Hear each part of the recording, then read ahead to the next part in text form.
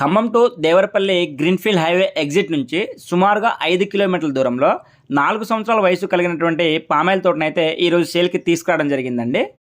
Hi అండి, నేను మీ KMR. Welcome to KMR real estate. మీరు చూస్తున్న ఈ పామాయిల్ తోట వచ్చేసరికి మొత్తం 14 ఎకరాలండి. 4 పలకలు సమానంగా ఉన్నటువంటి బిట్ అనమాట. ఈ బిట్కి రోడ్ కనెక్టివిటీ అయితే చాలా బాగుంటుందండి.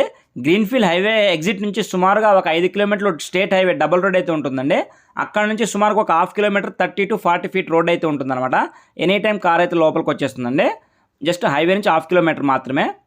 ఈ చేలో ఈ విధంగా రోడ్లు అయితే పోసుకున్నారండి. ఈ తోట వయసు సుమారుగా 4 సంవత్సరాలండి. తోట అయితే కాపు మీద ఉంది. ప్రస్తుతం ఈ తోటనైతే లీజ్కి కూడా ఇవ్వడం జరిగిందండి. ప్రజెంట్ లీజ్లో ఉందన్నమాట.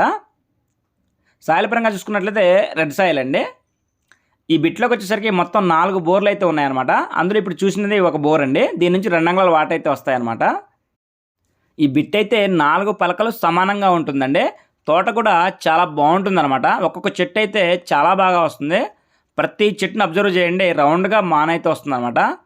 ప్రతి చెట్టుకి గెలలైతే వస్తున్నాయండి. ఈ విధంగా గెలలైతే ఉన్నాయన్నమాట.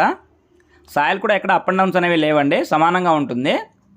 ఇది వచ్చేసరికి రెండో బోర్ అండి. దీని నుంచి కూడా 2 అంగుళాల వాటర్ అయితే వస్తాయి. ఈ చేలో మొత్తం 4 బోర్లు ఉన్నాయండి. అందులో ఇప్పుడు మనమైతే 2 బోర్లు చూసామన్నమాట. ఈ విధంగా తూర్పు ఫేసింగ్కి మట్టి రోడ్ అయితే ఉంటుందండి.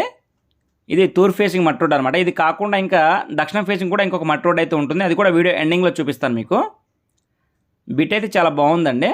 ఈ బిట్ ఉన్న లొకేషన్ చూసుకున్నట్లయితే తెలంగాణ ఖమ్మం డిస్టిక్ వేంసూరు మండలం అండి. గ్రౌండ్ నుంచి పైప్ లైన్ ద్వారాగా మొక్కలకైతే వాటర్ అయితే అందిస్తూ ఉన్నారండి.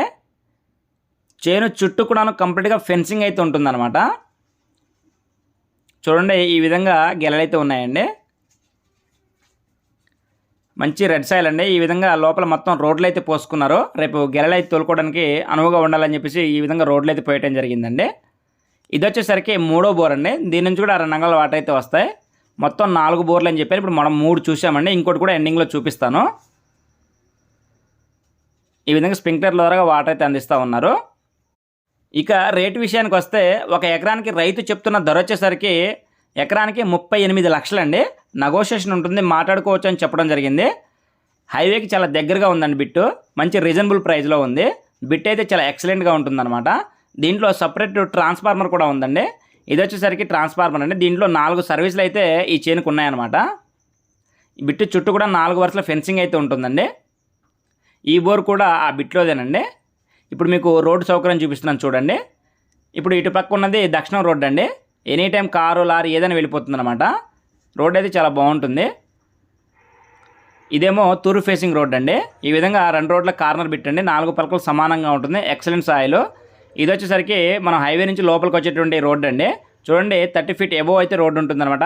రాత్రి వర్షం పడింది, అయినా సరే కారు ఈజీగా వెళ్ళిపోతుంది. రోడ్ సౌకర్యం చాలా బాగుందండి. ఇది వచ్చేసరికి హైవే.